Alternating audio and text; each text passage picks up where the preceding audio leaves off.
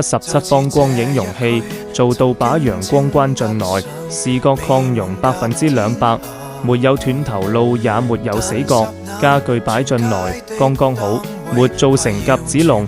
洗澡不用縮住，做飯也不用擠住。77方的尊嚴守住了。室內光沒貼假圖，光沒被擋通風是真的。我們跳過濾鏡，直接就看到了真相。廚房到餐桌3步到位，少走冤枉路也是一種享受。得房率偷偷拉滿，功能邊界清晰獨立。煮我不速，賜我不雞肋，沒有為了湊數而犧牲尊嚴。平日裏把喧囂關在門外，給自己留一點喘息的機會，互不干擾才是真的改善。關上門誰也別煩誰，把時間留給生活。還沒買到好房的話，啲我把這個推開門，別有洞天的資料發你。